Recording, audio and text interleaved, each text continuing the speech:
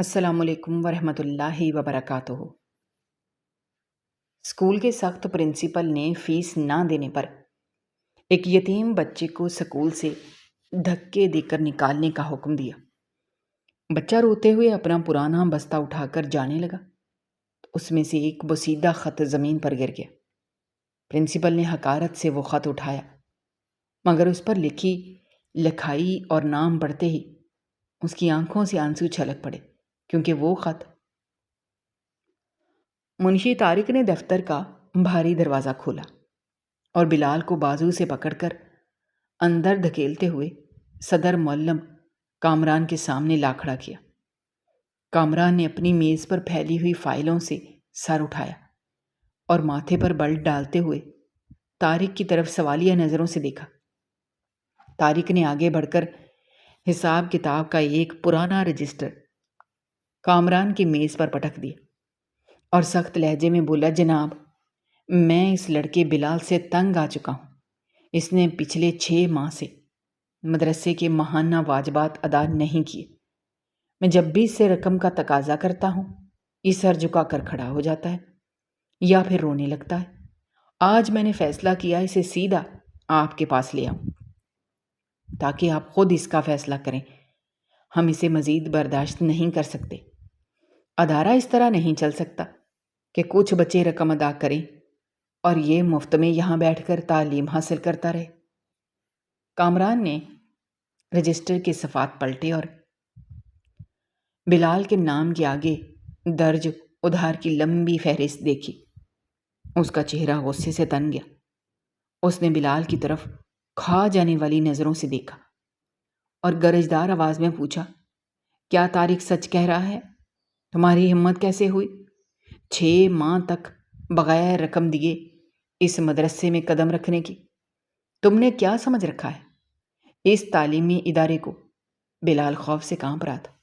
اس نے ڈرتے ڈرتے اسبات میں سر ہلایا اور بھرائی ہوئی آواز میں بولا، محترم صدر، معلم طارق صاحب بالکل سچ کہہ رہے ہیں، لیکن میں جان بوجھ کر ایسا نہیں کر رہا۔ میرے حالات بہت خراب ہیں۔ کامران نے غصے سے میز پر مکہ مارا اور بولا، حالات خراب ہونے کی یہ فسودہ کہانی میں پچھلے 20 سالوں سے سنتا آ رہا ہوں۔ غریب لوگوں کے پاس اپنی چوری اور بے ایمانی کو چھپانے کے لیے حالات کی خرابی کا ہی بہانہ ہوتا ہے۔ یہ ایک اعلیٰ تعلیمی ادارہ ہے، کوئی خیراتی خیمہ نہیں جہاں تم جیسے لاوارث لوگ مفت میں وقت گزارنے آ جاتے ہیں۔ اگر تمہاری جیب میں رقم نہیں تھی تو تم نے مدرسے کا رخ ہی کیوں کیا؟ بلال نے ہاتھ جوڑ کر کہا، جناب، خدا را میری پوری بات سن لیں، پھر بے شک مجھے جو چاہے سزا دے دیں۔ میری والدہ پچھلے کئی ماہ سے شدید بیمار ہیں۔ ان کے گردے کام کرنا چھوڑ گئے تھے۔ گھر میں جو تھوڑا بہت سامان تھا وہ ان کے علاج اور دواؤں پر خرچ ہو گیا۔ میں سارا دن مدرسے میں ہوتا تھا اور رات کو اسپتال کے ٹھنڈے فرش پر اپنی ماں کے پاس بیٹھ کر ان کی خدمت کرتا تھا، لیکن پچھلے ہفتے وہ مجھے اکیلا چھوڑ کر اس دنیا سے رخصت ہو گئی۔ اب اس دنیا میں میرا کوئی نہیں ہے۔ میں رات کو ایک چائے کے ہوٹل پر برتن دھوتا ہوں تاکہ کچھ کما سکوں، لیکن وہاں سے ملنے والی رقم بمشکل 2 وقت کی روٹی اور میری ماں کے پرانے قرضے اتارنے میں ختم ہو جاتی ہے۔ کامران کے چہرے پر اس دردناک کہانی کا کوئی اثر نہیں ہوا۔ اس نے طنزیہ مسکراہٹ کے ساتھ جواب دیا، اگر تم چائے کے ہوٹل پر برتن دھوتے ہو تو پھر تمہیں برتن دھونے کا کام جاری رکھنا چاہیے۔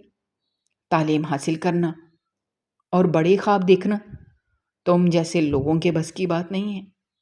یہ ادارہ ان بچوں کے لیے بنایا گیا ہے جن کے والدین کے پاس دولت ہے اور جو اساتذہ کی محنت کا پورا معاوضہ ادا کر سکتے ہیں۔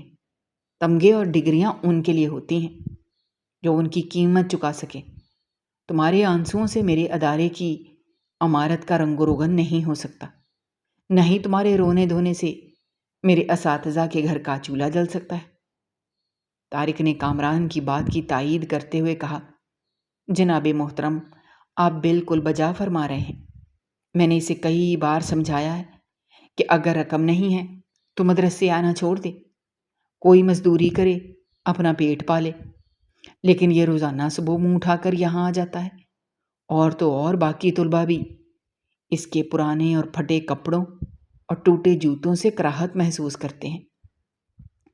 کچھ امیر طلباء کے والدین نے شکایت کی ہے کہ ان کے بچے ایسے غریب لڑکوں کے ساتھ بیٹھ کر نہیں پڑھ سکتے۔ بلال نے روتے ہوئے طارق کی طرف دیکھا، بولا، طارق صاحب، غریبی کوئی جرم تو نہیں، میرے کپڑے پھٹے ہوئے ہیں لیکن میرا کردار اور نیت صاف ہے۔ محترم صدر معلم، آپ میرا تعلیمی ریکارڈ دیکھ لیں، میں پورے مدرسے میں سب سے ذہین طالب علم ہوں۔ پچھلے سال بھی میں نے تمام مضامین میں سب سے زیادہ نمبر لیے تھے۔ مجھے پڑھنے کا بہت شوق ہے، میں ملک کا بڑا افسر بننا چاہتا ہوں تاکہ اپنی ماں کے خواب پورے کر سکوں۔ میں آپ سے وعدہ کرتا ہوں کہ جیسے ہی مجھے کہیں اور کوئی بہتر کام ملا، میں آپ کے مدرسے کا ایک ایک پیسہ ادا کر دوں گا۔ کامران اپنی نرم گداز کرسی سے اٹھ کھڑا ہوا اور ہاتھ کے اشارے سے بلال کو خاموش کراتے ہوئے تیز آواز میں بولا، تمہارے نمبروں اور تمہاری ذہانت سے میں نے کیا کرنا ہے؟ کیا تمہاری ذہانت سے اس دفتر کا بجلی کا بل ادا ہو جائے گا؟ تمہارے شوق اور تمہارے خوابوں کی قیمت یہ ادارہ کیوں ادا کرے؟ تم غریب لوگ یہ کیوں سمجھتے ہو کہ ساری دنیا تمہاری خدمت کرنے کے لیے بیٹھی ہے؟ اگر تمہاری جیب خالی ہے تو تمہیں خواب دیکھنے کا بھی کوئی حق نہیں ہے۔ اپنے اوقات میں رہنا سیکھو۔ بلال کے آنسو اب تیزی سے بہنے لگے۔ اس نے آگے بڑھ کر کامران کے پیروں کی طرف جھکنے کی کوشش کی اور گڑ گڑا کر بولا، محترم، مجھ سے میری تعلیم مت چھینیں۔ اگر میں نے پڑھائی چھوڑ دی، میری زندگی ہمیشہ کے لیے تاریک ہو جائے گی۔ میں ایک مزدور بن کر رہ جاؤں گا۔ آپ مجھے کوئی بھی سزا دے دیں، میں قبول کر لوں گا۔ اگر آپ چاہیں تو میں مدرسے کی چھٹی کے بعد پورے ادارے کی صفائی کر دیا کروں گا۔ میں جھاڑو لگا دوں گا، میں کمروں کے فرش دھو دوں گا، میں خادموں والے سارے کام کرنے کو تیار ہوں، لیکن مجھے کلاس میں بیٹھنے کی اجازت دے دیں۔ کامران نے انتہائی نفرت سے بلال کو پیچھے کی طرف دھکیلا۔ بلال لڑکھڑا کر پیچھے گرا، لیکن فوراً سنبھل گیا۔ کامران کی آنکھوں میں شعلے بھڑک اٹھے۔ اس نے چیختے ہوئے کہا، مجھ سے دور رہو اور اپنے یہ گندے ہاتھ میرے کپڑوں پر مت لگاؤ۔ تم جیسے بھکاریوں کا یہی سب سے بڑا مسئلہ ہوتا ہے۔ جب دلیل ختم ہو جاتی ہے تو پیروں میں گر کر رحم کی بھیک مانگنا شروع کر دیتے ہو۔ میرے دل میں تمہارے لیے رتی برابر بھی رحم نہیں ہے۔ قانون اور اصول سب کے لیے برابر ہیں، اور میرا اصول پتھر پر لکیر ہے۔ اگر تم نے واجبات ادا نہیں کی تو تمہیں ہر حال میں یہاں سے جانا ہوگا۔ اور تم نے یہ سوچ بھی کیسے لیا کہ میں ایک طالب علم سے جھاڑو لگواؤں گا؟ اس سے میرے ادارے کی شہرت خاک میں مل جائے گی۔ لوگ کیا کہیں گے کہ کامران غریب بچوں سے مزدوری کرواتا ہے۔ طارق نے آگے بڑھ کر بلال کا بازو سختی سے پکڑا اور اسے پیچھے کھینچتے ہوئے ڈانٹ کر کہا، چلو اب باہر نکلو۔ محترم کا قیمتی وقت مزید برباد مت کرو۔ تم نے سن لیا کہ اصول کے خلاف کوئی بات نہیں ہوگی۔ جب صدر معلم نے فیصلہ سنا دیا تو اب تمہارا یہاں کھڑے رہنا بے وقوفی ہے۔ بلال نے پوری طاقت سے اپنا بازو طارق کی گرفت سے چھڑایا اور دوبارہ کامران کے سامنے ہاتھ جوڑ کر کھڑا ہو گیا۔ اس کا پورا جسم کانپ رہا تھا اور آواز میں شدید درد تھا۔ اس نے روتے ہوئے التجا کی، جناب، صرف 1 مہینے کی مہلت دے دیں۔ میں دن رات محنت کروں گا، میں رات کو سوؤں گا نہیں، میں اپنا خون بیچ دوں گا، لیکن کہیں نہ کہیں سے رقم لا کر آپ کے قدموں میں رکھ دوں گا۔ بس مجھے نکالے مت۔ میرے پاس جانے کے لیے کوئی جگہ نہیں ہے۔ میرے سارا مستقبل آپ کے ہاتھ میں ہے۔ آپ ایک استاد ہیں اور استاد کا درجہ باپ کے برابر ہوتا ہے۔ کیا ایک باپ اپنے بچے کو اس طرح گھر سے نکال دیتا ہے؟ کامران کا چہرہ غصے اور تیز سے بالکل سرخ ہو گیا۔ باپ کا لفظ سن کر اس کا غصہ آسمان کو چھونے لگا۔ اس نے میز پر رکھی ہوئی پیتل کی گھنٹی کو زور زور سے بجایا اور اپنی پوری آواز میں پکارا، خادم کریم فوراً اندر آؤ۔ چند لمحوں بعد ہی خادم کریم بھاگتا ہوا دفتر میں داخل ہوا۔ اس کا سانس پھولا ہوا تھا۔ اس نے ہانپتے ہوئے سر جھکا کر کہا، جی جناب صدر معلم، کیا حکم ہے؟ کامران نے اپنی کانپتی ہوئی انگلی سے بلال کی طرف اشارہ کیا اور گرجدار اور ظالمانہ آواز میں حکم دیا، کریم، اس گھٹیا اور بدتمیز لڑکے کو ابھی اسی وقت گردن سے پکڑ کر میرے ادارے کے مرکزی دروازے سے باہر پھینک دو۔ اگر آج کے بعد یہ لڑکا مجھے مدرسے کی حدود میں کہیں نظر آ گیا، میں اسی وقت تمہاری نوکری ختم کر دوں گا اور تمہیں بھی اس کے ساتھ باہر نکال دوں گا۔ کریم نے ایک لمحے کے لیے بلال کی طرف دیکھا، پھر کامران سے کے غصے سے بھرے چہرے اور تنبیہ کو دیکھ کر فوراً آگے بڑھا اور بے رحمی سے بلال کا کالر پکڑ لیا۔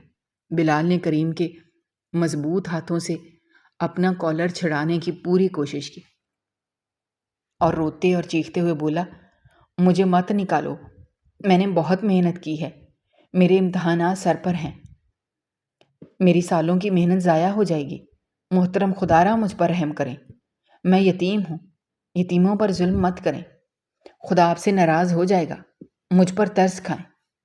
کامران نے اپنی میز پر دوبارہ زور سے مکہ مارا اور آخری بار چلایا، میں نے کہا نا، مجھے تم سے یا تمہاری یتیمی سے کوئی ہمدردی نہیں ہے، تمہارے امتحانات سے مجھے کوئی غرض نہیں ہے، تم پاس ہو یا فیل، مجھے اس سے کوئی فرق نہیں پڑتا، میرا ادارہ تمہاری غریبی کی وجہ سے نقصان برداشت نہیں کر سکتا۔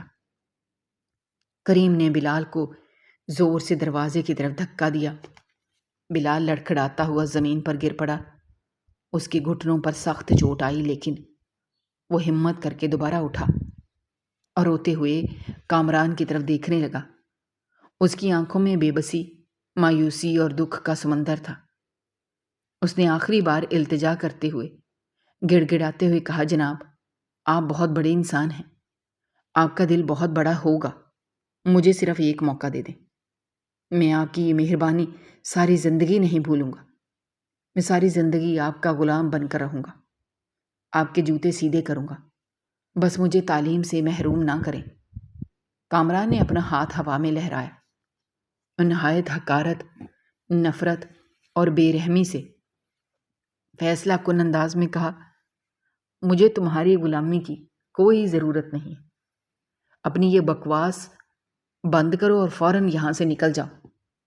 کریم نے آگے بڑھ کر بلال کے کندھے کو سختی سے دبوچ لیا اور اسے دفتر کے دروازے کی طرف دھکیلتے ہوئے کرخت آواز میں بولا، چلو لڑکے، بہت ہو گئی ہے تمہاری بحث، اب شرافت سے باہر نکل جاؤ، ورنہ میں تمہیں اٹھا کر باہر پھینک دوں گا۔ بلال نے اپنے ننھے ہاتھ کریم کے مضبوط ہاتھوں پر رکھ دیا اور روتے ہوئے بولا، کریم چچا، خدا را مجھے مت نکالیں، آپ تو جانتے ہیں میں روزانہ کتنی دور سے پیدل چل کر یہاں پڑھنے آتا ہوں، آپ نے تو میری ماں کو بھی دیکھا تھا جب وہ زندہ تھی اور مجھے یہاں چھوڑنے آتی تھی، چچا آپ ہی صدر معلم صاحب سے میری سفارش کر دیں، وہ آپ کی بات مان لیں گے۔ کریم نے ایک اور زوردار دھکا دیا اور جھڑکتے ہوئے بولا، میری بات کون مانتا ہے، میں تو خود یہاں معمولی خادم ہوں، میری کیا اوقات ہے کہ میں صدر معلم صاحب کے فیصلوں میں دخل اندازی کروں۔ تم نے جناب کا حکم سن لیا، اب مزید تماشا مت بناؤ اور خود ہی چپ چاپ باہر چلے جاؤ۔ طارق جو پاس ہی کھڑا یہ سب دیکھ رہا تھا، اس نے طنزیہ لہجے میں کہا، کریم، تم اس سے نرمی سے بات کیوں کر رہے ہو؟ جناب نے تمہیں حکم دیا ہے، اسے گردن سے پکڑ کر باہر نکالو۔ یہ غریب لوگ باتوں سے نہیں مانتے، ان کی چمڑی موٹی ہوتی ہے، جب تک انہیں بے عزت کر کے نہ نکالا جائے یہ دوبارہ منہ اٹھا کر آ جاتے ہیں۔ اسے زور سے دھکا دو تاکہ یہ سیدھا سیڑھیوں سے نیچے جا گرے۔ بلال نے مڑ کر طارق کی طرف دیکھا اور سسکیاں لیتے ہوئے بولا، طارق صاحب، آپ کیوں میرے پیچھے پڑے ہیں؟ میں نے آپ کا کیا بگاڑا ہے؟ میں تو ہمیشہ آپ کا ہر کام کرتا ہوں، آپ کا سامان اٹھا کر لاتا ہوں، آپ کے لیے بازار سے سودا صرف لا کر دیتا ہوں، پھر آپ کیوں مجھے اس ادارے سے نکلوانا چاہتے ہیں؟ کیا آپ کو مجھ پر ذرا بھی ترس نہیں آتا؟ طارق نے حقارت سے جواب دیا، تم میرے ذاتی ملازم نہیں ہو کہ میں تمہارے کاموں کا احسان مانوں۔ تم یہاں پڑھنے آتے ہو اور اس کی قیمت ادا کرنی پڑتی ہے۔ تم نے 6 ماہ سے ایک دھیلا بھی نہیں دیا اور اوپر سے مجھ پر احسان جتا رہے ہو۔ تم جیسے بھکاریوں کو اس ادارے کے قریب بھی نہیں پھٹکنے دینا چاہیے۔ بلال نے ہاتھ جوڑ کر دوبارہ کامران کی طرف دیکھا اور روتے ہوئے بولا، محترم صدر معلم، آپ طارق صاحب کو روکیں، وہ مجھے گالیاں دے رہے ہیں۔ میں بھکاری نہیں ہوں، میں محنت کش ہوں، میں اپنا خرچہ خود اٹھاتا ہوں۔ میں آپ کو یقین دلاتا ہوں کہ میں آپ کا سارا قرض اتار دوں گا، مجھے صرف کچھ وقت دے دیں۔ کامران نے اپنی کرسی سے اٹھتے ہوئے غصے سے میز پر ہاتھ مارا اور چلایا، کریم، تم اسے باہر نکالنے میں اتنی دیر کیوں لگا رہے ہو؟ کیا میں اب یہ کام بھی خود کروں؟ اگر تم سے یہ معمولی سا کام بھی نہیں ہوتا تو تم بھی اپنا سامان اٹھاؤ اور اس لڑکے کے ساتھ باہر نکل جاؤ۔ مجھے اپنے ادارے میں سست اور کام چور خادموں کی بالکل ضرورت نہیں ہے۔ میں تمہیں تنخواہ اس لیے نہیں دیتا کہ تم ان غریبوں کے ساتھ ہمدردیاں جتاتے رہو۔ میری بات غور سے سن لو کریم، اگر یہ لڑکا اگلے 1 منٹ میں اس دفتر سے باہر نہ ہوا تو تم کل سے کام پر مت آنا۔ کریم یہ سن کر گھبرا گیا۔ اس کے چھوٹے چھوٹے بچے تھے، وہ اپنی نوکری نہیں گنوا سکتا تھا۔ اس نے بلال کو دونوں ہاتھوں سے پکڑ کر پوری طاقت سے دفتر کے دروازے کی طرف اچھال دیا۔ بلال اپنا توازن برقرار نہ رکھ سکا اور سیدھا منہ کے بل دفتر کے سخت فرش پر جا گرا۔ اس کے ماتھے پر چوٹ لگی اور اس کے منہ سے ایک دردناک چیخ نکل گئی۔ وہ زمین پر گر کر درد سے کراہنے لگا۔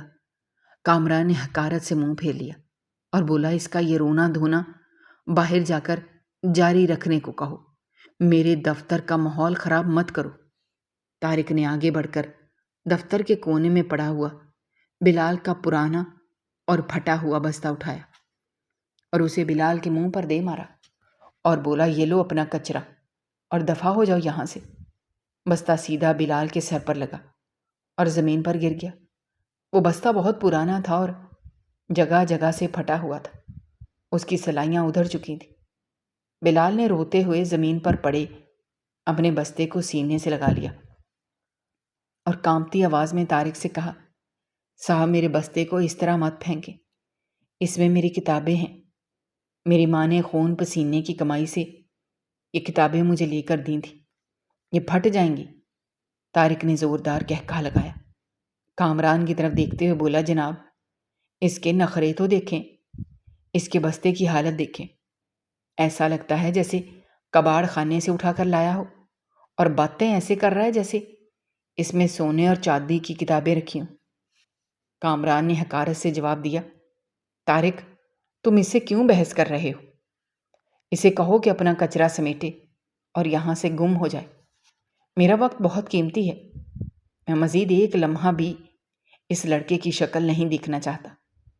کریم نے جھک کر بلال کو بازو سے پکڑا، زمین سے اٹھاتے ہوئے بولا، لڑکے اٹھو، اب تمہارا یہ کوئی کام نہیں ہے۔ تم نے صدر معلم کا آخری فیصلہ سن لیا ہے، اب وہ تمہیں کسی صورت یہاں نہیں پڑھنے دیں گے۔ ضد چھوڑو اور اپنی راہ لو۔ بلال نے روتے ہوئے اپنا بستہ کھول کر دیکھنے کی کوشش کی کہ کہیں اس کی کتابیں تو نہیں پھٹ گئیں، لیکن جیسے اس نے بستے کو ہاتھ لگایا، اس کی پرانی اور خستہ حالت کی وجہ سے اس کا نچلا حصہ جو پہلے ہی ادھڑا ہوا تھا مزید کھل گیا۔ بلال گھبرا گیا اور جلدی سے اپنے بستے کو سمیٹنے لگا۔ اس نے روتے ہوئے کریم سے کہا، چچا دیکھیں، طارق صاحب نے میرا بستہ پھینک کر اسے بالکل ہی توڑ دیا ہے۔ میں اپنی کتابیں کیسے لے کر جاؤں گا؟ میری ساری کاپیاں باہر گر رہی ہیں۔ کریم نے بے بسی سے جواب دیا، میں کچھ نہیں کر سکتا، تم خود ہی سے پکڑ کر لے جاؤ، اور اب جلدی کرو، جناب غصے میں ہیں۔ بلال نے طارق کی طرف دیکھا، روتے ہوئے کہا، طارق صاحب، آپ نے بہت برا کیا ہے۔ میں نے آپ کا کیا بگاڑا تھا؟ آپ نے میری ماں کی آخری نشانی، میرا بستہ توڑ دیا۔ طارق نے آگے بڑھ کر بلال کو ایک اور دھکا دیا اور بولا، بکواس بند کرو اور اپنا یہ سارا سامان یہاں سے اٹھاؤ۔ اگر تم نے مزید ایک لفظ بھی بولا، میں تمہاری ساری کتابیں اٹھا کر باہر گندے نالے میں پھینک دوں گا۔ بلال زمین پر بیٹھ گیا، اپنے بستے کو ٹھیک کرنے کی کوشش کرنے لگا۔ اس نے اپنے کانپتے ہاتھوں سے کاپیوں کو اندر دبایا، لیکن بستے کا نچلا حصہ بالکل ہی کھل چکا تھا۔ اسی کھینچا تانی اور گھبراہٹ میں بستے کے اندر موجود کتابوں کے درمیان رکھا ہوا ایک پرانا اور بوسیدہ خط سرک کر نیچے گرا اور سیدھا کامران کی میز کے بالکل قریب جا کر رک گیا۔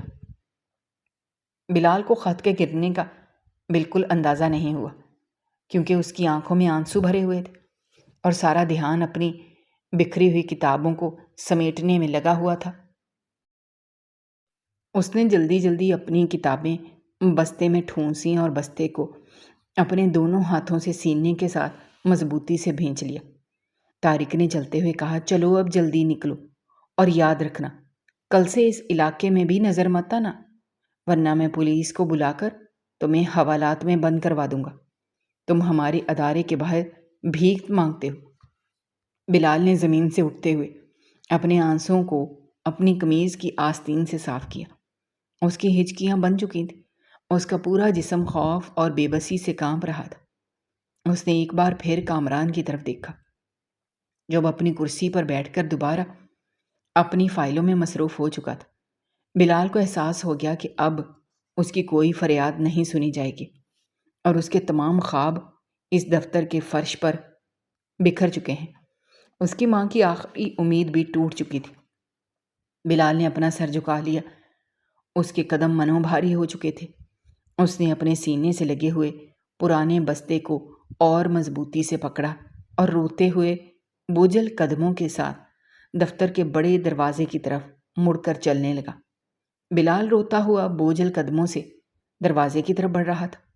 اس کے قدموں کی آہٹ دفتر کے خاموش ماحول میں عجیب سا درد پیدا کر رہی تھی۔ طارق نے حقارت بھری نظروں سے اسے جاتے ہوئے دیکھا، پھر اس کی نظر کامران کی میز کے پاس فرش پر پڑے اس پرانے اور بوسیدہ کاغذ پر پڑی جو بلال کے پھٹے ہوئے بستے سے گرا تھا۔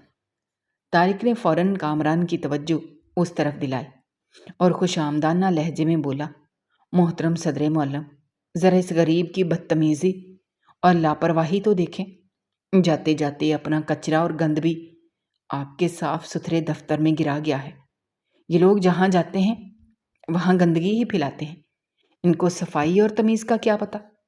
کامران نے طارق کی بات سن کر اپنی فائلوں سے سر اٹھایا اور فرش پر پڑے اس مٹیلے اور پرانے لفافے کو دیکھا۔ اس کے ماتھے پر غصے کی لکیریں مزید گہری ہو گئیں۔ اس نے طیش میں آ کر طارق کو ڈانٹتے ہوئے کہا، طارق، تم کھڑے کیا دیکھ رہے ہو؟ اٹھاؤ اس کچرے کو اور باہر کوڑے دان میں پھینکو۔ میرا دفتر کوئی سڑک نہیں ہے کہ جہاں یہ بیکاری اپنا گند چھوڑ کر چلے جائیں۔ بلال نے یہ سنا تو وہ دروازے کے پاس رک گیا، پیچھے مڑ کر دیکھنے لگا کہ شاید کوئی ضروری چیز گر گئی ہے، لیکن طارق نے اسے سخت آواز میں جھڑکا، تم کیوں رک گئے ہو؟ نکلو یہاں سے، میں خود صاف کر لوں گا تمہارا یہ کچرا۔ طارق کاغذ اٹھانے کے لیے آگے بڑھا ہی تھا، کامران نے اچانک اپنا ہاتھ اٹھا کر اسے روکا اور بولا، رکو طارق، تم پیچھے ہٹ جاؤ، تم اپنے ہاتھ گندے مت کرو۔ میں اس بدتمیز لڑکے کو اس کی اوقات یاد دلاتا ہوں۔ یہ کہہ کر کامران غصے سے اپنی کرسی سے اٹھا اور چلتا ہوا میز کے سامنے آیا۔ اس نے نہایت حقارت اور غصے سے جھک کر اس پرانے خط کو اپنی 2 انگلی کی چٹکی میں پکڑا، جیسے وہ کوئی بہت گندی اور بدبودار چیز ہو۔ کامران نے سیدھے ہو کر بلال کی طرف دیکھا، جو خوف سے دروازے کے پاس کھڑا کانپ رہا تھا۔ کامران نے وہ خط بلال کے منہ پر مارنے کے لیے اپنا ہاتھ ہوا میں بلند کیا اور پوری طاقت سے چلایا کہ تم اتنے ڈھیٹ ہو کہ اپنا یہ گند یہاں پھینک کر جا رہے ہو۔ ابھی یہ کچرا تمہارے منہ پر مارتا ہوں۔ لیکن جیسے ہی کامران نے اپنا ہاتھ پیچھے کیا، اس کی نظر اچانک اس پرانے لفافے کی پشت پر پڑی جہاں کسی کا نام اور پتہ لکھا ہوا تھا۔ کامران کا اٹھا ہوا ہاتھ ہوا میں ہی رک گیا۔ اس کے چہرے پر موجود غصے اور تکبر کے تاثرات اچانک جم گئے۔ طارق اور کریم حیرت سے کامران کو دیکھنے لگے کہ وہ اچانک کیوں رک گیا ہے۔ کامران نے اپنا ہاتھ آہستہ آہستہ نیچے کیا اور اس پرانے خط کو اپنے دونوں ہاتھوں میں تھام لیا۔ اس کی نظریں اس خط پر لکھی ہوئی تحریر پر گڑ کر رہ گئیں۔ وہ لکھائی اسے بہت جانی پہچانی اور اپنے دل کے بہت قریب لگ رہی تھی۔ وہ ایک خاص انداز میں لکھے گئے حروف تھے جنہیں وہ دنیا کی ہزاروں تحریروں میں پہچان سکتا تھا۔ وہ لکھائی اس کے ماضی کا ایک ایسا دروازہ تھی جسے اس نے بہت پہلے بند کر دیا تھا۔ کامران کے ماتھے پر پسینہ آ گیا۔ اس کا سانس تیز تیز چلنے لگا اور اس کے مضبوط ہاتھ جو تھوڑی دیر پہلے ایک غریب بچے کو دھکے دینے کا حکم دے رہے تھے اب سوکھے ہوئے پتے کی طرح کانپنے لگے۔ لفافے پر لکھا ہوا نام پڑھ کر اس کا سارا غرور اور تکبر مٹی میں مل گیا۔ اس کی سرخ اور غصے سے بھری ہوئی آنکھیں اچانک بے یقینی اور شدید صدمے سے پھیل گئیں۔ اس کا دل اتنی زور سے دھڑکنے لگا، اسے محسوس ہوا جیسے اس کا سینہ پھٹ جائے گا۔ اس نے ایک بار پھر اس نام کو پڑھا اور اس کے ہونٹ بری طرح کانپنے لگے۔ وہ کچھ بولنے کی کوشش کر رہا تھا لیکن اس کے گلے سے کوئی آواز نہیں نکل رہی تھی۔ اس نے بے بسی سے بلال کی طرف دیکھا جو اب بھی روتے ہوئے اپنے ٹوٹے ہوئے بستے کو سینے سے لگائے دروازے پر کھڑا تھا۔ کامران کے دل میں ایک شدید درد اٹھا۔ اس کی آنکھوں سے آنسو چھلک پڑے کیونکہ وہ خط کامران نے کانپتے ہوئے ہاتھوں سے اس بسیدہ خط کو کھولا اور اس کی پہلی سطر پڑھتے ہی اس کے منہ سے ایک دلخراش چیخ نکلی اور وہ دھاڑے مار کر رونے لگا۔ یا میرے خدا، یہ خط تو میری سگی بہن فاطمہ کا ہے جو مر چکی ہے، اور یہ یتیم بچہ جسے میں ابھی دھکے دے کر نکال رہا تھا، یہ کوئی اور نہیں، میرا اپنا سگا بھانجا، میرے اپنے خون کا ٹکڑا ہے۔ کامران کی یہ بات سن کر دفتر میں موجود طارق اور خادم کریم کے پیروں تلے سے زمین نکل گئی۔ وہ دونوں بت بنے کھڑے رہ گئے۔ کامران نے روتے ہوئے اس پرانے خط کو اپنے سینے سے لگا لیا اور اونچی آواز میں چلانے لگا کہ میں کتنا ظالم اور بدبخت انسان ہوں۔ میں نے اپنی دولت اور جھوٹی انا کے غرور میں اپنی اکلوتی بہن کو اس وقت گھر سے دھکے دے کر نکال دیا تھا جب اس نے ایک غریب محرر سے شادی کرنے کا فیصلہ کیا تھا۔ میں نے اس وقت قسم کھائی تھی کہ میں زندگی میں کبھی اس کی شکل نہیں دیکھوں گا، اور آج میری اسی مظلوم بہن نے مرنے سے پہلے مجھے یہ خط لکھا ہے کہ میرے مرنے کے بعد میرے یتیم بچے کو اپنے مدرسے کے کسی کونے میں بیٹھ کر پڑھنے کی جگہ دے دینا، کیونکہ اسے معلوم تھا کہ اس کا بیٹا پڑھنے کا بے حد شوقین ہے اور وہ میرا بھانجا ہے۔ کامران نے روتے ہوئے فرش پر گھٹنوں کے بل گر پڑا اور بلال کی طرف دیکھ کر گڑ گڑانے لگا، میرے بچے، مجھے معاف کر دو، میں تمہارا صدر معلم نہیں بلکہ تمہارا سگا اور ظالم ماموں ہوں۔ میں نے تمہاری ماں کو غربت کے تانے دے کر دھکے دیے تھے، اور آج وہی غربت میرے سامنے کھڑی میرے گناہوں کی سزا دے رہی ہے۔ طارق جو ابھی تک صدمے میں کھڑا تھا، اس نے ہکلاتے ہوئے کہا، جناب محترم، مجھے بالکل معلوم نہیں تھا یہ بچہ آپ کا سگا بھانجا ہے، ورنہ میں کبھی اس کے ساتھ اتنی سختی نہ کرتا، میں تو بس آپ کے احکامات کی تعمیل کر رہا تھا۔ کامران نے طارق کی طرف غصے سے اور شدید نفرت سے دیکھا اور چلاتے ہوئے بولا، خاموش ہو جاؤ طارق، تم نے میرے بھانجے کو گالیاں دی ہیں، تم نے میری بہن کی آخری نشانی اس کے بستے کو زمین پر مار کر توڑا ہے۔ تم جیسے خوش آمدی لوگوں نے ہی میرے دل میں غریبوں کے لیے نفرت بھری تھی، لیکن آج میرے اندر کا وہ ظالم انسان مر چکا ہے۔ تم نے میرے بھانجے کو بھکاری کہا تھا، اب تم خود اس مدرسے سے باہر نکل جاؤ، میں تمہیں ابھی اسی وقت نوکری سے نکالتا۔ بلال جو دروازے کے پاس اپنا ٹوٹا ہوا بستہ پکڑے کھڑا تھا، وہ یہ سب سن کر شدید صدمے میں چلا گیا روتے ہوئے بولا محترم، کیا آپ واقعی میری ماں کے سگے بھائی ہیں؟ میری ماں نے تو مجھے کبھی نہیں بتایا کہ ان کا کوئی بھائی بھی ہے جو اتنا امیر ہے اور اس کا اتنا بڑا مدرسہ ہے۔ میری ماں تو ساری زندگی غربت میں روتی رہی۔ جب ان کے گردے خراب ہوئے تو ہم سرکاری شفا خانے کے ٹھنڈے فرش پر بغیر بستر کے سوتے رہے۔ دوائیوں کے لیے میں لوگوں کے سامنے ہاتھ پھیلاتا رہا، لیکن میری ماں نے کبھی آپ کا نام نہیں لیا۔ انہوں نے کبھی نہیں کہا کہ ہم کسی امیر کے پاس جا کر مدد مانگیں گے۔ کامران نے بلال کی یہ دردناک باتیں سن کر اپنے سر کے بال نوچ لیے اور زارو قطار روتے ہوئے کہا، تیری ماں بہت خوددار تھی میرے بچے۔ وہ جانتی تھی کہ اس کا بھائی ایک پتھر دل انسان ہے جو دولت کے نشے میں اندھا ہو چکا ہے۔ اس نے مجھ سے اپنی زندگی میں کبھی مدد نہیں مانگی، لیکن موت کے وقت اسے میری یاد آئی اور اس نے اپنے جگر کا ٹکڑا میرے حوالے کر دیا۔ اور میں کتنا اندھا ہوں، میں اپنے ہی خون کو پہچان نہ سکا۔ اسے چائے کے ہوٹل پر برتن دھونے کا تانا دے کر اپنے مدرسے سے باہر پھینکنے کا حکم دے رہا تھا۔ میں کس منہ سے خدا کا سامنا کروں گا؟ میں نے اپنی بہن کو مار دیا۔ خادم کریم روتے ہوئے آگے بڑھا۔ اس نے کامران کے کندھے پر ہاتھ رکھ کر کہا، جناب محترم حوصلہ کریں، جو ہونا تھا ہو گیا۔ آپ کو اپنی غلطی کا احساس ہو گیا ہے۔ اب اس یتیم بچے کو سینے سے لگا لیں، یہ آپ کا اپنا خون ہے۔ کامران نے تیزی سے اٹھ کر بلال کے پاس قدم بڑھائے اور اس کے قدموں میں بیٹھ کر اس کے پاؤں پکڑ لیے۔ بلال گھبرا کر پیچھے ہٹنے لگا اور جلدی سے بولا، محترم آپ یہ کیا کر رہے ہیں؟ آپ مجھ سے بڑے ہیں، میرے پاؤں مت پکڑیں، میں تو ایک غریب طالب علم ہوں۔ کامران نے روتے ہوئے اور ہاتھ جوڑ کر جواب دیا، نہیں میرے بچے، آج تو بڑا ہے اور میں بہت چھوٹا ہوں۔ تیری ماں نے مجھے شکست دے دی، میں نے اسے دولت کے زور پر جھکانا چاہا تھا، لیکن آج اس نے مر کر مجھے تیرے قدموں میں جھکا دیا۔ مجھے معاف کر دے بلال، ورنہ خدا مجھے روز قیامت کبھی معاف نہیں کرے گا۔ میں نے تجھے یتیم کہا، میں نے تیرے آنسوؤں کا مذاق اڑایا، میں تیری مجبوری پر ہنس کر تیرے معصوم دل کو دکھ دیا۔ مجھے اس ٹوٹے ہوئے بستے کی قسم، مجھے معاف کر دے۔ بلال نے روتے ہوئے اپنے ماموں کے کندھے پر ہاتھ رکھا اور اسے فرش سے اٹھاتے ہوئے کہا، محترم ماموں جان، میں نے آپ کو دل سے معاف کیا۔ میری ماں ہمیشہ کہتی تھی کہ معاف کرنے والا انسان خدا کو بہت پسند ہوتا ہے اور خون کے رشتے کبھی ختم نہیں ہوتے۔ آپ روئیں مت۔ میری ماں نے مجھے رونا نہیں بلکہ مضبوط بننا سکھایا ہے۔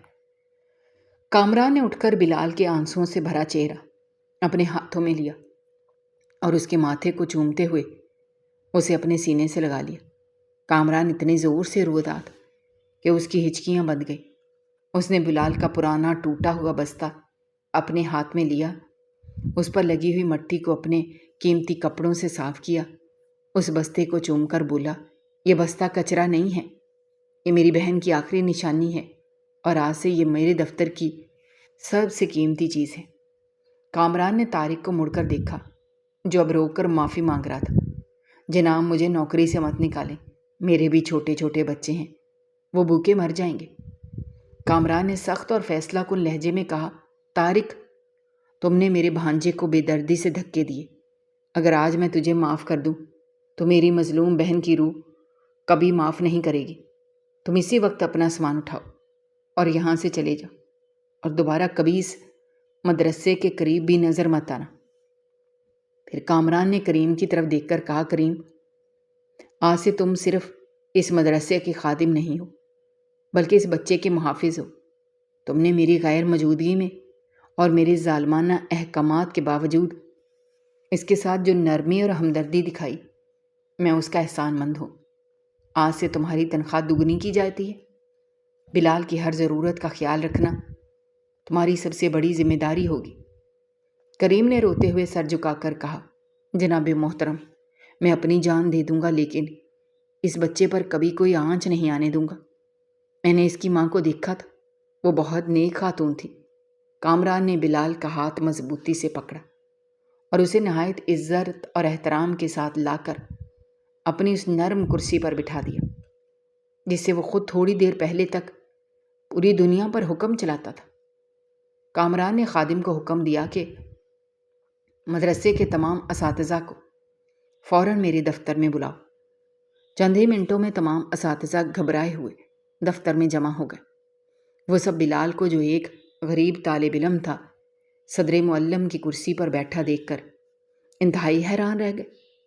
کامران نے ان سب کے سامنے کھڑے ہو کر بآواز بلند اعلان کیا کہ میرے معزز اساتذہ سن لو، یہ لڑکا بلال، جس کے کپڑے پھٹے ہوئے ہیں، جس کے جوتے ٹوٹے ہوئے ہیں، جسے آج تک ہم سب غریب اور یتیم سمجھتے رہے، یہ کوئی عام طالب علم نہیں ہے، یہ میرا سگا بھانچا ہے، میری اکلوتی اور مرحوم بہن کی آخری نشانی۔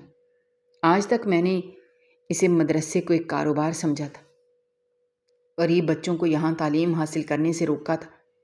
میں دولت کے نشے میں اندھا ہو کر علم جیسی مقدس چیز کو بیچا، لیکن آج میں اپنی سنگین غلطی کی تلافی کر رہا ہوں۔ آج کے بعد اس مدرسے میں پڑھنے والے کسی بھی یتیم اور غریب بچے سے ایک پیسہ بھی وصول نہیں کیا جائے گا۔ جن طلباء کے والدین فیس نہیں دے سکتے، ان کی ساری فیس میں خود اپنی جیب سے ادا کروں گا، اور اگر کسی بھی استاد یا عملے کے بندے نے کسی غریب بچے کو اس کے پرانے کپڑے یا ٹوٹے جوتوں کی وجہ سے حقارت سے دیکھا تو میں اسی وقت بغیر کسی نوٹس کے اسے مدرسے سے نکال دوں گا۔ تمام اساتذہ یہ حیران کن فیصلہ سن کر دنگ رہ گئے۔ پھر خوشی سے سب نے کامران کے اس عظیم فیصلے کی تائید کی۔ بلال جو کرسی پر بیٹھا مسلسل رو رہا تھا، اس نے اپنے ماموں کا ہاتھ پکڑ کر کہا، ماموں جان، آپ نے بہت اچھا فیصلہ کیا ہے۔ میری طرح اور بھی بہت سے غریب بچے ہیں جو پڑھنا چاہتے ہیں، لیکن ان کے پاس رقم نہیں ہوتی۔ اب وہ سب آپ کے اس مدرسے میں پڑھ سکیں گے۔ میری ماں کی روح آج آسمان پر بہت خوش ہوگی۔ کامران نے بلال کے سر پر پیار سے ہاتھ پھیرا اور روتے ہوئے بولا، یہ سب تیری نیک ماں کی بدولت ہوا ہے۔ میرے بچے، اگر تیری ماں کا یہ خط آج اس بستے سے گر کر مجھے نہ ملتا تو میں ساری زندگی دولت کے غرور میں اندھا رہتا اور کبھی سیدھے راستے پر نہ آتا۔ میں جہنم کا ایندھن بن جاتا۔ آج سے تجھے چائے کے ہوٹل پر رات گئے تک جوتے برتن دھونے کی کوئی ضرورت نہیں ہے۔ تو آج سے میرے ساتھ میرے گھر میں رہے گا۔ تو محنت کرے گا، پڑھے گا اور ایک بہت بڑا افسر بنے گا۔ تو اپنی ماں کے سارے ادھورے خواب پورے کرے گا، اور میں اپنی ساری دولت اور جائیداد آج ہی تیرے نام کرتا ہوں، کیونکہ میں لاولد ہوں اور تو ہی میرا واحد وارث ہے۔ بلال نے معصومیت اور خودداری سے کہا، نہیں ماموں جان، مجھے آپ کی یہ ساری دولت نہیں چاہیے، مجھے صرف آپ کا پیار اور یہ تعلیم چاہیے۔ میری ماں نے کہا تھا، علم ہی انسان کی اصل دولت ہے، اور محنت کی کمائی میں جو سکون ہے وہ مفت کی جائیداد میں نہیں ہے۔ کامران نے مسکراتے ہوئے اپنے آنسو صاف کیے اور فخر سے کہا، تو بالکل اپنی ماں کی طرح خوددار اور سچا ہے۔ میرے بچے، تیری رگوں میں میری بہن کا پاکیزہ خون دوڑ رہا ہے۔ میں تجھے وہ سب کچھ دوں گا جس کا تو حقدار ہے۔ کامران نے وہ بسیدہ خط ایک شیشے کے فریم میں محفوظ کروانے کا حکم دیا تاکہ وہ ہمیشہ اسے اس کے غرور کی اوقات یاد دلاتا رہے اور وہ کبھی دوبارہ دولت کے نشے میں مبتلا ہو کر کسی غریب کی دل آزاری نہ کرے۔ کامران اور بلال ایک بار پھر گلے ملے اور ایک لمبے عرصے کے بعد اس دفتر میں ایک سچی اور پرسکون خاموشی چھا گئی، جس میں صرف محبت اور سچے رشتے کی سچائی کی گونج تھی۔ طارق دفتر سے روتا ہوا اور پچھتاتا ہوا اپنا سارا سامان لے کر جا چکا تھا، اور کریم خوشی خوشی بلال کے لیے پینے کا پانی اور کھانے کا انتظام کرنے چلا گیا۔ بلال کو آج اپنے ماموں کی شکل میں ایک شفیق باپ مل گیا تھا، اور کامران کو اپنے بھانجے کی صورت میں اپنی کھوئی ہوئی بہن اور اپنی بے مقصد زندگی کا اصل مقصد مل گیا۔ کامران نے اسی دن اپنی بہن فاطمہ کے نام سے ایک بہت بڑا یتیم خانہ اور مفت تعلیم کا مدرسہ بنانے کی بنیاد بھی رکھی۔